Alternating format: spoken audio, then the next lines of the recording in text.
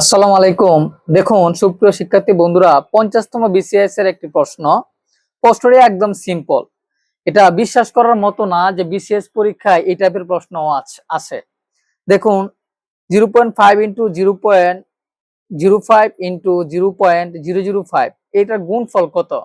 তাহলে আমরা এখন ছোট্টবেলার একটা ম্যাথ করি, এটাকে দশমিক তুলে ফেলি। তাহলে দশমিকের জন্য যেভাবে করতে হয় 10/5, এখানে 100/5, এখানে হচ্ছে দশমিকের পরে তিনটা সংখ্যার কারণে একের পরে তিনটা শূন্য দিয়ে 5। এখন উপরে উপরে গুণ করে নিচে নিচে গুণ করেন, তাহলে উপরে উপরে গুণ করলে হয় 125, আর নিচে গুণ করলে কত হয় দেখুন তো।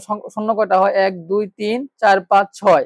তার মানে কি 125-এর আগে তিনটা শূন্য দিয়ে দশমিক দিয়ে দিবেন, অর্থাৎ সিম্পল ভাগ। তার মানে দশমিক দিয়ে তিনটা শূন্য 125 মানে 6 ঘর, অর্থাৎ সংখ্যা থেকে নিয়ে দশমিকের আগে 6 ঘর আগে দশমিক হবে। তার মানে কি তিনটা তো আছে 125 আর তিনটা শূন্য দেওয়া লাগবে। সিম্পল। তাহলে এটা কোথায় আছে দেখেন তো, এটা আছে হচ্ছে তো আপনার ক নম্বরে আছে, দেখেন 0.0000125। তার মানে অ্যান্সার হচ্ছে ক। একদম সিম্পল, ঠিক আছে। অবিশ্বাস্য একটা ম্যাথ, এটাও কি পরীক্ষায় আসে।